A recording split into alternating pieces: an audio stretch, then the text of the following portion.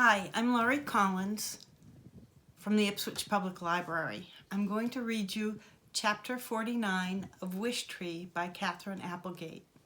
We'd like to thank Macmillan Publishing and Catherine Applegate for giving us permission to do this. Chapter 49. Dave had a megaphone, and through it he reminded the crowd to stay behind the barriers that had been erected. "This is a big tree, folks," he said, "and when it goes, we don't want anyone else going with it." "Bongo," I said in a voice that only she could hear, "you need to get to a safe place. You heard him. I'm a big tree. You don't want to be in the way when I fall." "I'm not going anywhere," she replied in a stubborn whisper. "Don't worry about me. I'll be fine. But I'm staying with you, Red, and that's final." Dave turned to his workers. "Okay, let's get this show on the road." "Please, Bongo," I said softly but urgently. The saw moved closer. I waited, expecting to hear the painful roar of the chainsaw engine. Instead, a small but intense sound filled the air, something like a puppy growl mixed with a kitten hiss. It was a baby opossum.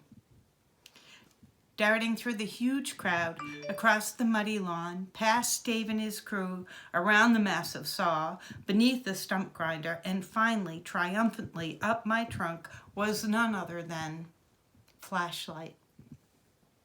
He climbed straight to his former hollow and settled there, his tiny head poking out. He was panting and trembling and hiccuping, but he did not seem to be in any danger whatsoever of fainting. "I missed you, Red," he said in a voice so small that only Bongo and I could hear it.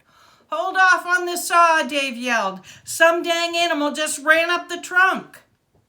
Bongo popped out of her hollow. "Flash," she hissed, "you can't be here. It's dangerous. They're about to, you know." "You're here," Flash pointed out. Across the grass streaked hairy spiders with her other babies trailing. She went straight to the opossum hollow, where she proceeded to scold Flash as she snuggled him close. In the sky, little Harold suddenly appeared, frantically flapping his wings like a fuzzy butterfly. Agnes and the rest of her brood followed. They settled into their old homes as if they'd never left. Bongo moved to home plate to make room for the owls. The ewes came next, trotting across the lawn. Last to join the group was the skunk family, who quickly scrambled up my trunk. 7 opossums, 4 raccoons, 5 owls, and 6 skunks had waddled, scooted, dashed, and fluttered from their various homes just to see me off. My residents, my friends. The crowd was delighted. People applauded, they cheered, they laughed.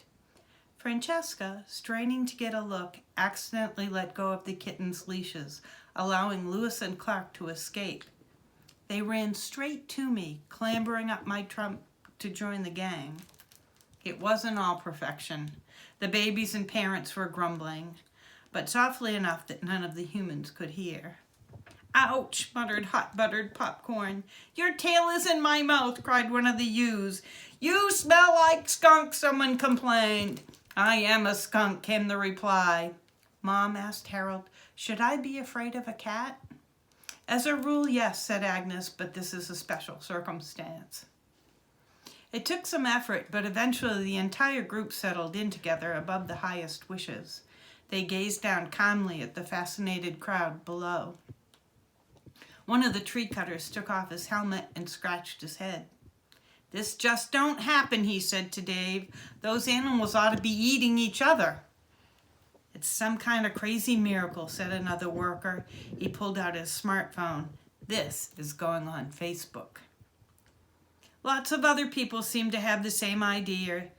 Cameras clicked away. Ignoring the barricades, the reporters dashed over, microphones extended, as if they were hoping to interview the animals. Bongo, always a bit of a ham, was happy to comply. "Chip, please," she said to the microphone waving beneath her.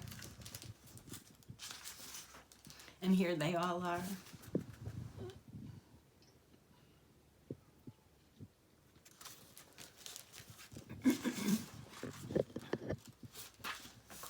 Dave gestured helplessly at Francesca. What is up with the menagerie, lady? How are we supposed to cut this tree down? Francesca, wiping away tears, stood. She put her arms around Stephen and Samara. Slowly, they made their way across the muddy grass. When she reached me, she pulled a bookmark from Maeve's journal before handing the book to Stephen. It was a strip of cloth made of blue striped fabric, frayed and faded. Maeve's wish. Carefully, Francesca tied it to my lowest branch, already crowded with wishes. She stared long and hard at the animals. Lewis and Clark purred happily. The crowd quieted. The only sound was the rustling of my leaves. Finally, Francesca spoke. Look, I don't do speeches. That's not my way. She patted my trunk. But here's the thing. Until today, I'd almost forgotten how important this old tree is to my family's story. And from the look of it, she pointed to my residence, it's important to a few other families as well. Many people smiled, a few laughed. I hate this word, Francesca continued, running her hand over my carved bark. Hate it. My great-great-grandmother Maeve would have hated it just as much.